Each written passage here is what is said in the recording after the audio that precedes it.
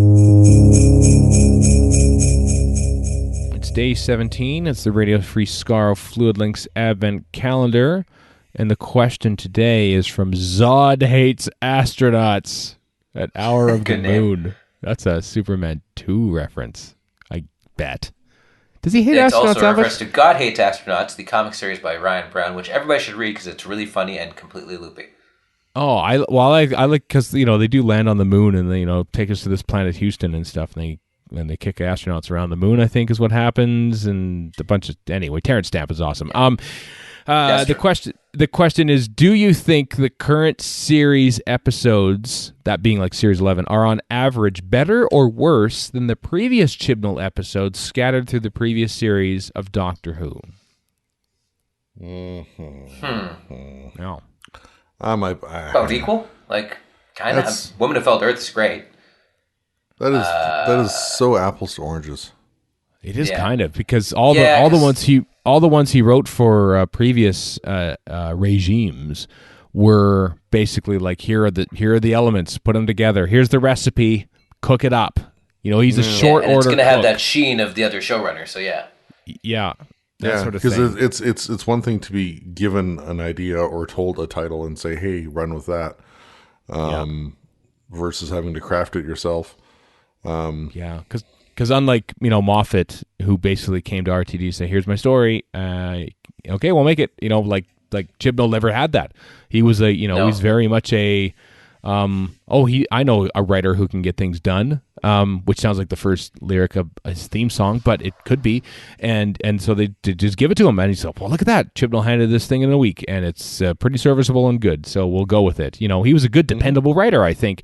And then so comparing those with his stuff that he's thought of for Series 11, we haven't seen Series 12 yet, obviously, is different. As you say, Chris, apples to oranges. Yeah. So when you look at something like Hungry Earth and Cold Blood, there's a lot taken from the Silurians in that one, and 42 is very similar in a lot of ways to like Sunshine, which was a contemporary movie. And then Moffat tells him, dinosaurs in the spaceship, give it to me. So he goes and writes it. Versus having to sit there and I want to write a story about spiders, right. I mean, Resolution did something new with the Daleks, which is only really Rob Sherman's pulled that one off. So yeah. I mean, and it did well, and it did body horror better than anything else really that I've seen with Daleks. So this got to credit it for that. This is going to kind of feel a little weird to say. All right. In the wake of Series 11, which we all enjoyed and whatnot, but I much preferred Chibnall's writing in Series 11 than I think anything that came before when he wrote under other showrunners. Like I haven't watched 42 in forever, and we always use that as a big example. Actually, yeah. Well, I've got the Tenant Years Blu-ray box set sitting on a shelf waiting to go. So I look forward to when I get to Series 3 so I can watch 42 again.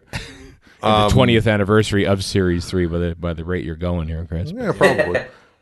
But like, dinosaurs in a spaceship is a bit of fun, but there's a lot wrong with it. Power of 3, there is a lot wrong with that. The stuff he wrote for Series 11 was, I think I like it a lot more.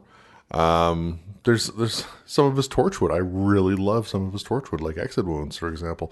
It's just great stuff. Oh, I haven't watched. That's one thing I haven't watched in a long time. No, I haven't watched any Torchwood, even Children of Earth, which I think is amazing. I haven't watched in a long time. I haven't even watched Series 2 of Torchwood in its proper aspect ratio. I used to download the episodes. I have the DVD now. I used to download the episodes and convert them to strange MP4 format on my iPod Classic while I was at the gym, but I couldn't. It wouldn't do like Letterbox, so I would watch it like anamorphic vision. That's how I watched series. That's how long ago. I don't even know what he wrote for Torchwood Series 2, but he was the head writer of Torchwood. I should go back and listen to that. He was. Look at that. Yeah.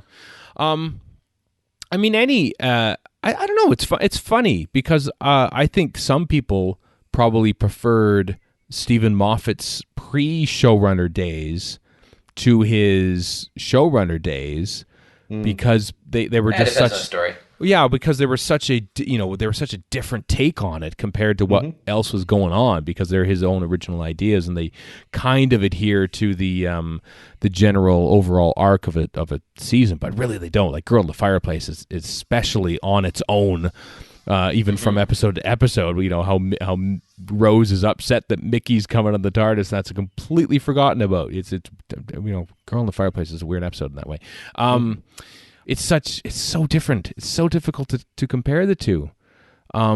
Is it because Chibnall is not as dynamic a writer, perhaps, that the differences don't necessarily leap out as much? But I don't know.